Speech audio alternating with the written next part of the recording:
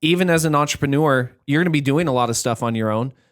There is inevitably going to be partnerships, whether it's buying real estate together and owning real estate, whether it's, if you're in the restaurant industry, buying or running a restaurant with a partner, like there's inevitably going to be business partnerships that arise, whether it's on a short-term deal like a fix and flip or something more like a marriage where it's, long-term owned real estate. And so I think that's why it was so important that we both read Rocket Fuel when we said, it's all fun and grand when you get together with a buddy and you're like, dude, let's partner up and, let's build a real estate business or let's go own real estate.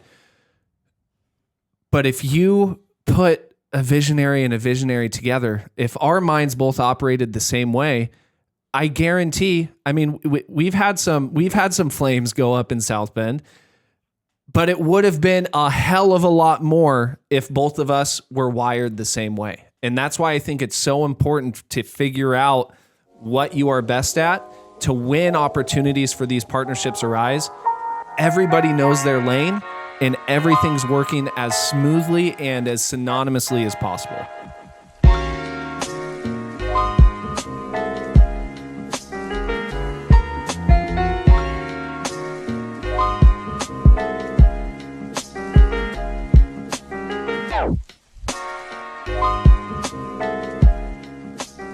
Hey, welcome back to the Pursuit of Property podcast. Cade and I are here brainstorming ideas to bring value to you today. So we are going to be talking about something a little interesting, something a little out of pocket, different than the normal conversation.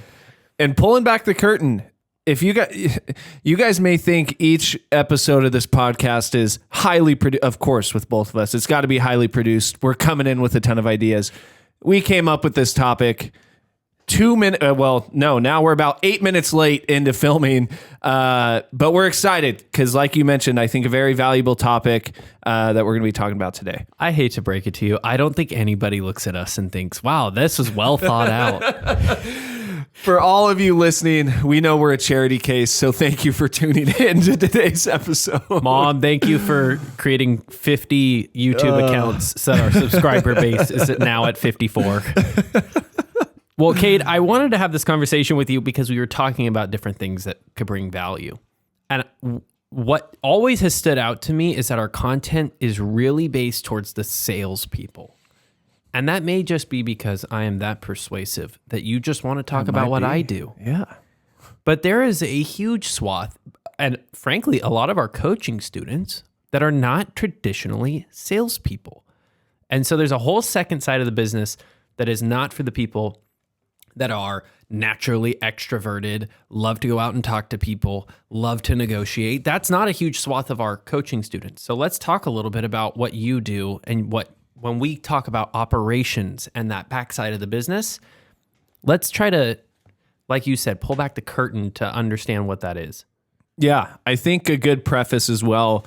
This kind of builds upon an episode we did a while back when we talked about joining a team, right? We've been open about our current roles that we have with Pinnacle, you on the acquisition side, obviously, and me on the operations side, obviously being part of a bigger team.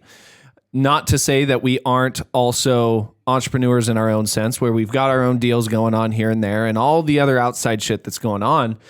But you're 100% right. I feel like the real estate industry is on its surface a very sales heavy industry, whether you're an agent, whether you're an investor, whatever you're doing in the real estate space, mortgage lending, whatever it is, it's very heavy on the sales side.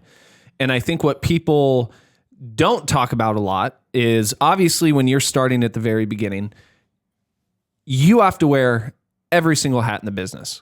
Whether you're a natural extrovert, an introvert, you have a natural inclination to sales, or you have a natural inclination to maybe all the back end operational stuff, you have to wear every single hat.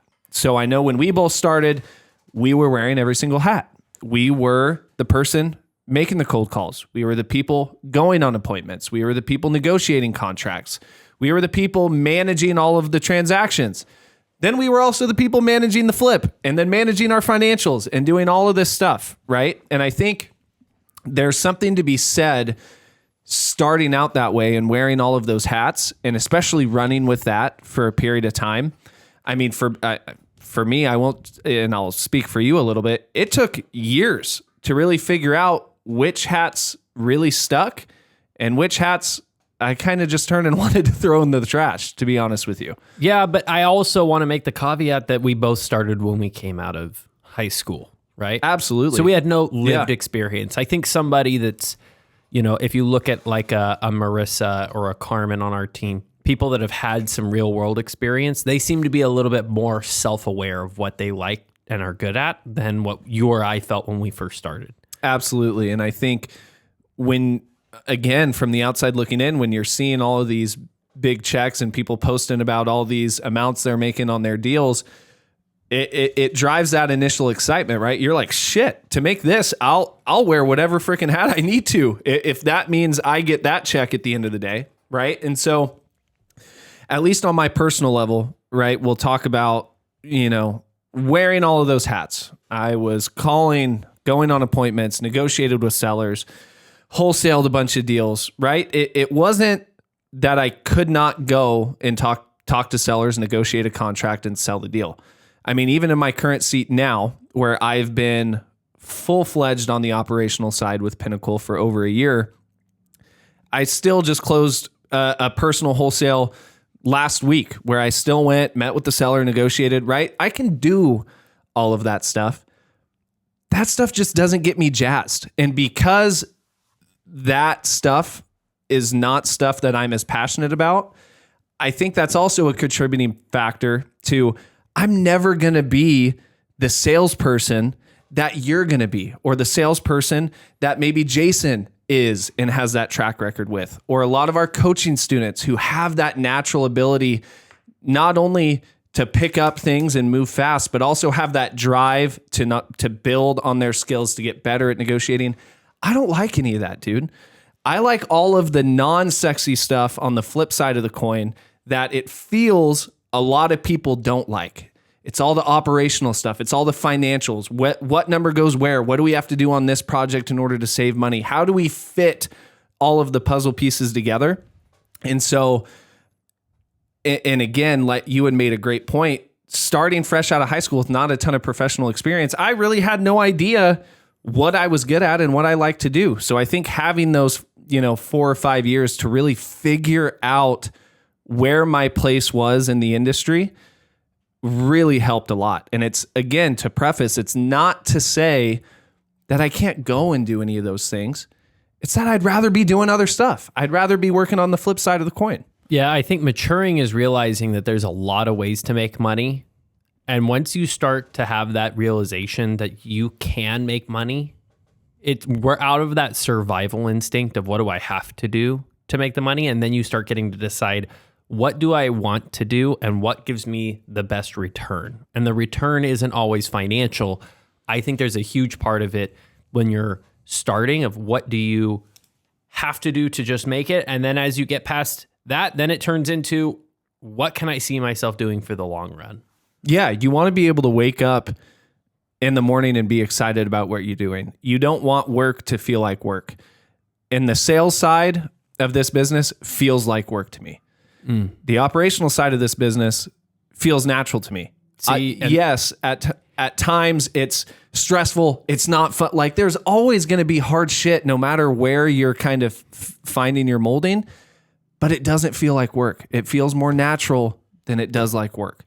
And what's interesting about that is when people think of our jobs, I think most people, when you and I tell them what we do, or if they know us, they think we both do my job. They don't even know that there's a whole second portion of our business that requires a totally different skill set and interest. And you know this better than anybody, Mr. Director of HR now. I am the worst person to ask to do your job. If you had to literally have nobody do it or have me do it, I would press you to have nobody do it because I actively just don't care about it. And I just don't have an interest in learning about it. I don't have an interest in competing in it and getting good at it. And it's why I thought this podcast would be so interesting is we talk all the time about the sales side of it. And I bet there's so many people listening that were like, I don't want to go walk houses. I don't want to make a million phone calls. I don't want to be talking to people all the time. I want to do this portion, right? It could be financial. It could be operations. It could be the fix and flip portion of it, the actual construction. None of that requires sales skills. It's a completely different skill set. And if you put a salesperson in that role, it goes very bad. Dude, it's why I attribute it. I think it was our first or one of our first book reviews that we did. It was the book Rocket Fuel. It was the book you and I read before we went into business together and bought our rentals out of state. I attribute just so much of a better professional and personal understanding of how I operate to that book. And I think for anybody in this industry needs to figure out where they fit into the mold. And I think, again, if you're somebody who maybe it's the minority who feel a drive to this operational piece, who feel a more natural fit to this stuff, what are your options, right?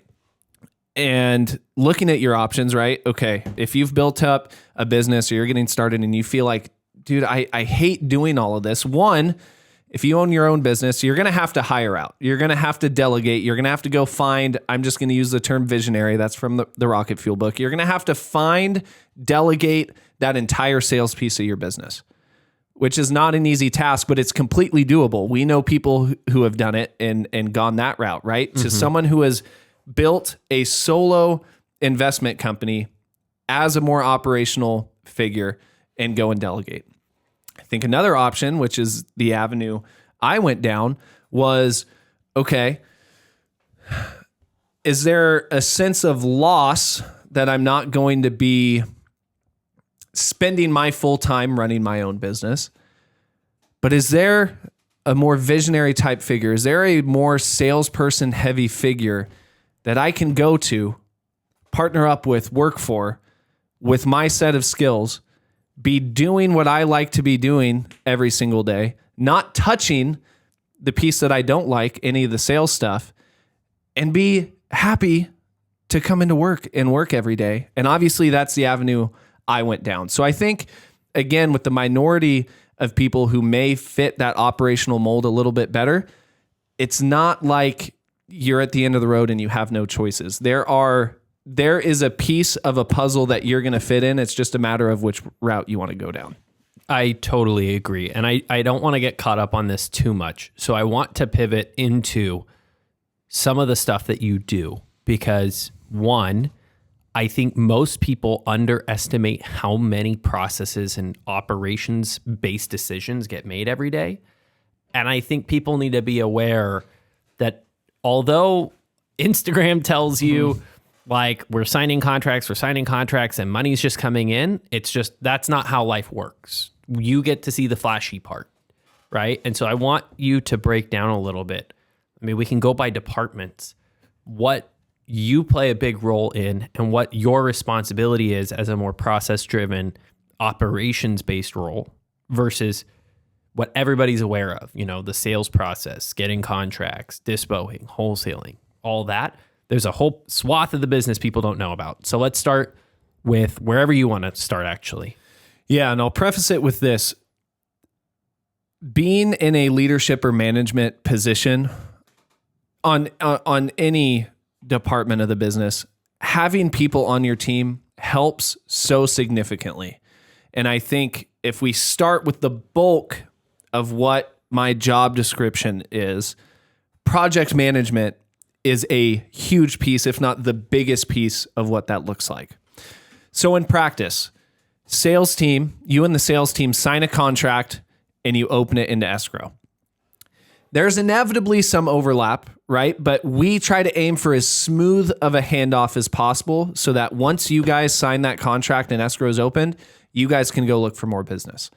So project management starts on the transaction side even before we own the property. So we have a transaction coordinator on our team. I'm obviously the direct report for that transaction manager. So it starts there. It's making sure the needle's moved, escrow's staying on time. We're figuring out any holdbacks, making sure that transaction is pushed to the finish line in a timely manner as quickly as possible.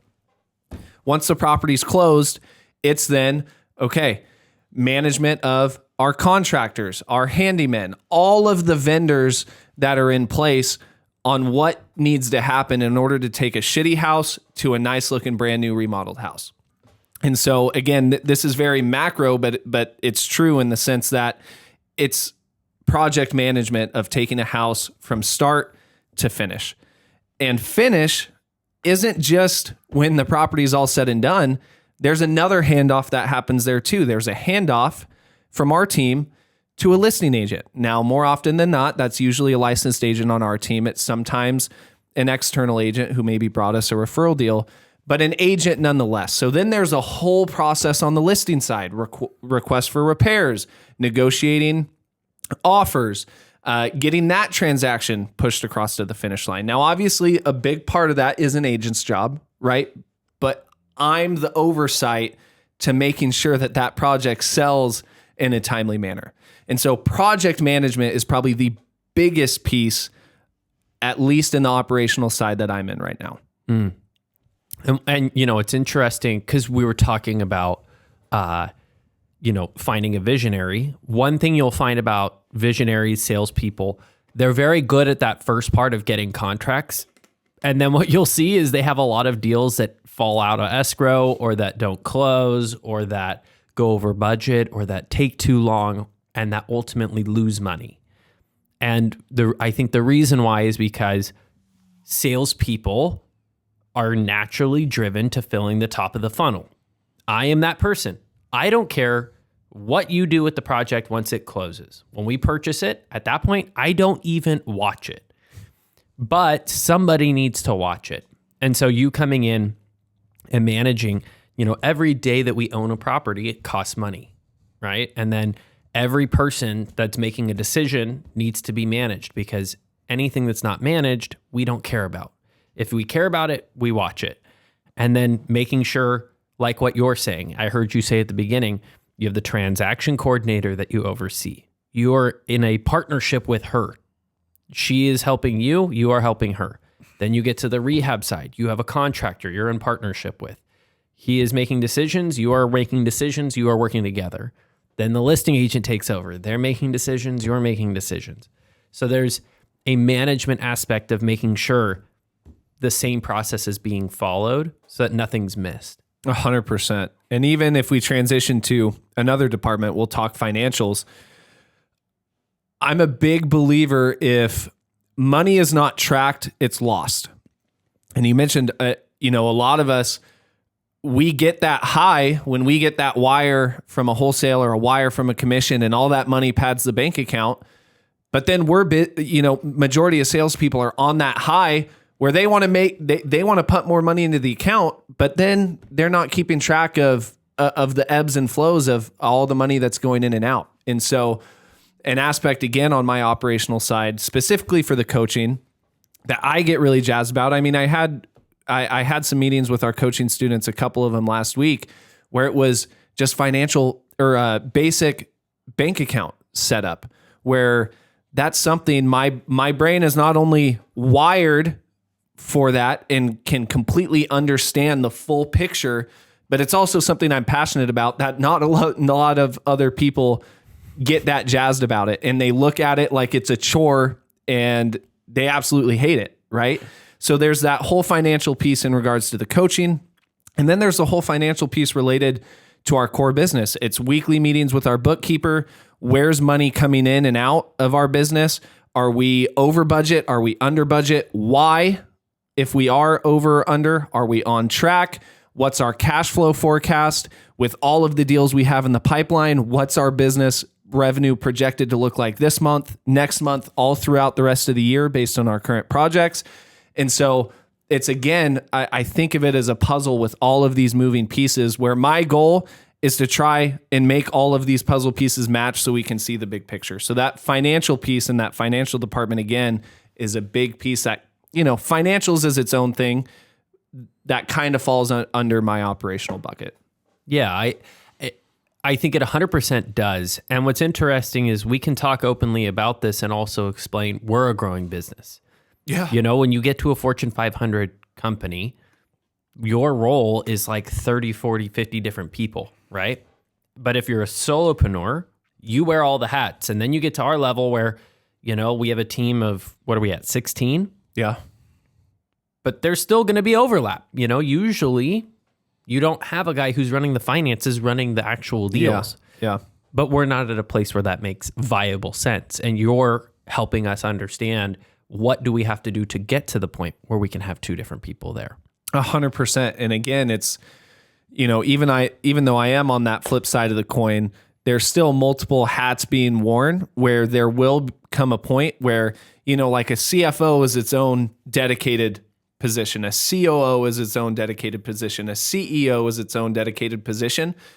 But that, when we talk about the two sides of the coin, I really view it as sales and acquisitions, and then everything else, at least in the stage of the business that we're in right now. We're also in a very sales heavy Absolutely. business, right? Real estate in general, very sales heavy. There are plenty of businesses, though, that don't have that, right? Where they have recurring clientele. Then you start noticing that, customer relations, marketing, sales, it starts expanding. But in ours, where 80% of the clients we work with, this is the one time they're going to make a decision or a transaction, then we need to have a group of people whose sole focus is to continue to widen the net and bring in more. And you mentioned marketing, which is another department I think we should touch on, which is an interesting one, because then a CMO is its own dedicated position. But marketing's interesting in the sense of, at least in our business, there's a sales aspect to marketing, and then there's an operational aspect to marketing. It's kind of like a blend and a marriage of the two. All of the back end stuff, placing the mail, pulling the lists, gathering data, all of that stuff kind of falls on the operational side of the coin. But that can't happen unless you're getting guidance, direction, opinions from your sales team, because they're the ones in the field talking to the leads, negotiating the contracts, buying the deals that the operational side is putting together. And so I think that, just using the real life example, there's increased collaboration between the two of us, because marketing, again, you'll get to the point where that's its own sole department. But right now it's really a blend, and it needs that collaboration between sales and operations if it's going to be as effective as it can be in the position that we're in. Yeah, I agree with that. And a point to be made here is, if you are somebody who aligns more like Cade, where you just generally like, it's almost like puzzle problem, solving. And you really like taking these really complex ideas, systematizing them, automating them, creating a regimented process. I'll tell you this, if you see the flashy sales guy pull up in the, Maserati, who's doing 10, 15 deals, let's say a year, because that's pretty darn good if you're a solo operator, I guarantee that person needs help with all of this. And they end up getting throttled or held back at a certain production. And that certain production is either going to be the physical limitation of their abilities or burnout, right? Because ultimately you have somebody who's really good at sales. Every sale that they do, like what Cade just said, only one aspect of the deal is the sales portion that they probably really like. And the rest is all this other back-end stuff that wears them down, and that pulls them away from increasing the company's profitability or increasing overall revenue. And so for every 10 really successful salespeople, there's only really one operations-driven person. And that makes you extremely valuable in the workplace, but people just don't know it. Yeah, and I think to transition a little bit, I think that's why it's so important for entrepreneurs in this business to figure out what mold they fit, because I mentioned Rocket Fuel, I mentioned our business partnership with some, long-term rentals, owned real estate in South Bend and I think this is industry-wide applicable, figuring out where you best fit, because again, even as an entrepreneur, you're going to be doing a lot of stuff on your own. There is inevitably going to be partnerships, whether it's buying real estate together and owning real estate, whether it's, if you're in the restaurant industry, buying or running a restaurant with a partner, like there's inevitably going to be business partnerships that arise, whether it's on a short-term deal like a fix and flip or something more like a marriage where it's, long-term owned real estate. And so I think that's why it was so important that we both read Rocket Fuel when we said, it's all fun and grand when you get together with a buddy and you're like, dude, let's partner up and, let's build a real estate business or let's go own real estate. But if you put a visionary and a visionary together, if our minds both operated the same way, I guarantee, we've had some flames go up in South Bend, but it would have been a hell of a lot more if both of us were wired the same way. And that's why I think it's so important to figure out what you are best at to when opportunities for these partnerships arise. Everybody knows their lane and everything's working as smoothly and as synonymously as possible. Yeah, I had to move away from the mic. I was going to laugh. If you and I were the same person, what would inevitably happen? Neither of us would respond to emails. And our property manager would never know what to do. Jonathan would never know when to show up for the podcast. Jonathan would probably never get paid because we never would have set up an easy payment process.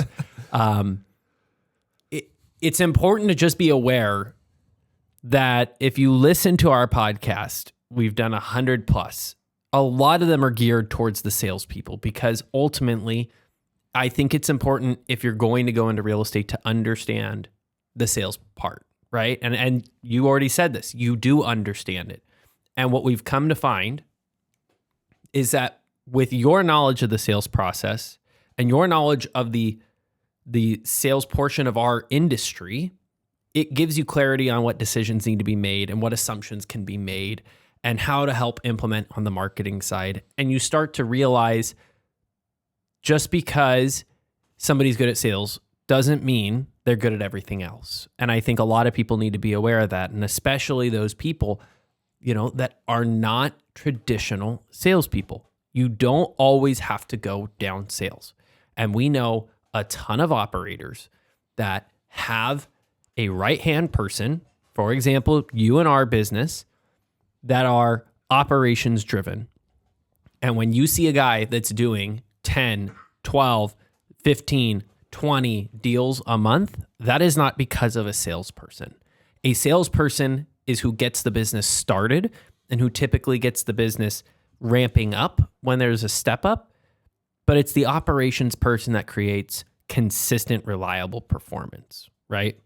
Because without that, salespeople operate on emotions, and emotions go up and they go down. And so having help from somebody whose brain not only can think about it in the way of how do we systematize and repeat, but also just enjoys doing it. Without that person, you'll never get past a certain level. And that certain level I already mentioned is literally the physical limitation of how many people you can talk to, or burnout, whatever comes sooner. Yeah.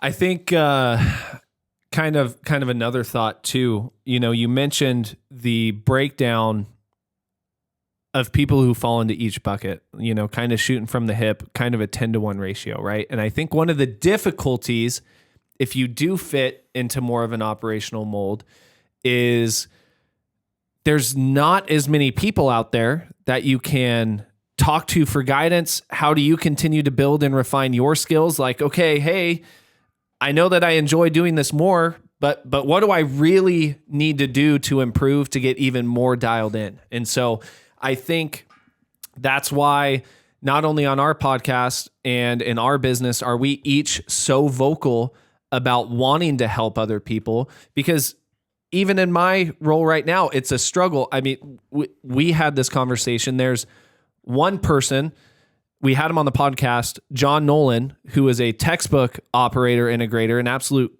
badass of a dude. But that's really the one, person that's multiple steps ahead of me that I can think of that's like, okay, if I really want to grow into this role, I need to go talk to John. Whereas if you're on the sales side, dude, we could build an endless number of list of people to go and talk to. So I think that's that's also something to keep in mind too. But I wanted to reiterate that, for people listening or watching who may find themselves in this mold, is that's why we are each so vocal about wanting to help other people. And especially on the operational side where, you are kind of building the plane as you fly it. You're building the plane as you fly it for your business in general. But it is a little bit difficult and a little bit more hard to get guidance on the operational side when there's not as many people out there who are doing it at a high level. Yeah, I agree with you. And the people that typically go up on stages at meetups, I'll tell you, they're usually going to be salespeople, naturally extroverted, very open. And so, what I've noticed is there are really high level operators, but they're hard to find because they don't. Part of what makes them very good at their job is that they are not easily distracted by going and talking out to people and reaching out. They are very much, and you're this way, Dylan Miracle and I just had this conversation. It is almost difficult to pry you to get any information from you about anything. You are much more introverted and kind of, you play your cards close to your chest, and it's not because you don't trust people, you don't like people, it's just your natural disposition. And I think that's what makes it hard is like extroverts find each other easily because they're the two loudest people at the bar. And the introverts aren't going to notice each other because one's on their phone in the bathroom stall and the other one's standing in the corner waiting for an Uber. It's just, so they don't overlap as much. And so I think part of why I wanted to have this conversation is because there's a lot of people that don't even realize that that's a huge need in our industry because you don't talk about it. Yeah.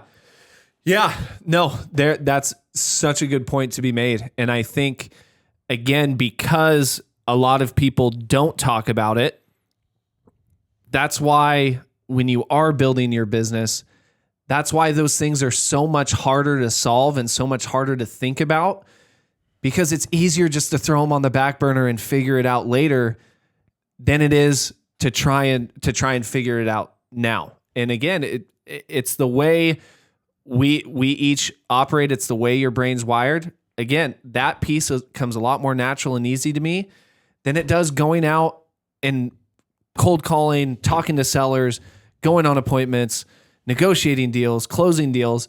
And that was the issue I found myself in after a few years in the business was, okay, great. When I get a deal, I know exactly what money is going to come in. I know exactly where the money's going to go. I know exactly where I'm going to allocate the money. The issue was I wasn't making any fucking money. So that's the hard part. I had nowhere. The whole entirety of what I was good at, I couldn't really put to work because there wasn't any deals coming in. And that's what I was trying to say. You can absolutely be your own business owner with an operational mind. The hard part for you is getting the wheels turning. Yeah. And that's what salespeople are really, really good at. And that's why you see, a sales company or a salesperson get 5 deals and then no deals for a month and then 5 deals and no deals because they're extremely good at getting the wheels turning. But once it starts going, they have no control. Whereas somebody who's a little more operationally based, it is like hell to get the wheels moving. But once they get moving, it's super smooth and easy. And it's like, really, you're just kind of like coasting your way versus the salesperson's like start, stop, start, stop, start, stop. So if you can shortcut that, and this is kind of where I want to pivot the end of this conversation to, is if you can shortcut having to get really good at driving a sales business, and you can find one of those people that has a proven track record that they can start up, right? They don't have to have a proven sales, like I do 3 contracts a month, I do this. But, hey, here's what I'm doing. And you can see the vision and you can see results happening. Ask questions about what happens after the contract gets signed. And ask questions about the pain points that happen after the sales process. And if you identify that like their big hiccup is not getting deals and getting leads in, it's what happens after that, that's a great opportunity for you to step in and take over, because that's where you really get a lot of synergy. And that's where you get rocket fuel, is when you have somebody who can get the wheels like turning, and then you have an operator who can keep them turning with the least amount of friction as possible and repeat in a consistent, predictable way. Because once you have that, guess what? The salesperson like myself, if I don't have to worry about the deals I signed last month, I can now go focus on getting more deals this month. And it's what I'm good at and it's what I like to do. And Cade doesn't have to worry about if deals are coming in or he'll have time to use his resources because he has a constant lead flow of problems to solve and new things to systematize and ways to optimize. And I think that's where we are at in our business right now that you don't share as often. And I just thought it'd be interesting to have people hear that there's a whole sector of our business that we were relying on last year and you can see the results. They prove themselves. 100%. And yeah, not to sound like a broken record, I know we keep talking about rocket fuel, but not only for, I would classify rocket fuel as a partnership book, but I would also describe it as like a self-exploratory book as well. Because I think whether or not you're looking to hop into a partnership, that book taught both of us so much more and reassured us about how we think, how we operate, what we're good at, and just provided so much clarity that I think starting off with that baseline made figuring all of this out years later so much easier. And so, as a final thought, again, just to kind of back this up, I met with two of our coaching students, two dudes who are in the real estate business, just starting off their individual journeys in building a real estate business. They just partnered up on a deal, made over 100 G's, and now they're kind of thinking about, hey, this kind of really went well. Do we kind of want to join forces and do this? And literally the first question I asked was, have you guys read Rocket Fuel? If not, pick it up and read it. And I think the value that's going to come from that not only kind of help you self-explore what you're good at, but inevitably when partnership opportunities arise down the line, you really want to know that partnership is a marriage. Owning real estate together is a marriage. Even if it's a short-term fix and flip project, that's a short-lived marriage in and of its own. Figuring out where your lane is, not only individually, but in any prospective partnership, is going to be a make or break for how you and your business perform. And I think when you read that book, it also shares to you where you need to bring in help. Absolutely. Because it spells out a lot of stuff and you don't have to partner with people in order to help realize, yes, these are the things that I don't really like to do. I'm not naturally very gifted at, or I have no genuine curiosity about getting better, or I don't see myself doing it for the long term. And it helps give you guidance there. But I thought this would be a good podcast for those people that are not sales forward, not people driven. And I think you did a very good job of explaining what you do. It's a huge scope of work, but in the most simple terms, it is the day-to-day, task by task process and management to make sure that the salespeople's decisions lead to profit. This is why you're the ideas guy. This podcast wouldn't have happened without your idea. I would have been sitting in this chair staring at the wall watching paint dry. So I'm glad we were able to put this together, dude. Cade does not come up with ideas. I don't. Very rarely. Very rarely. That's one thing. We'll say this before we wrap up. That's the other thing that you do. You are a no person. Jason and I come up with like 20 ideas, and then somebody has to say, we're only going to do this one idea. That's the other thing that you notice about salespeople. If you go to a meetup, you'll see them talk about 12 different things that they want to do. The next meetup, you'll hear them talking about 12 brand new things. And if you ask them, hey, what did you do from last time? They'll have done 0. So that's the other thing. If you find yourself being very good at actually taking an idea and implementing it, that's a huge need. There it is. All right, guys, we will see you back here next week on the Pursuit of Property podcast. Thanks for tuning in.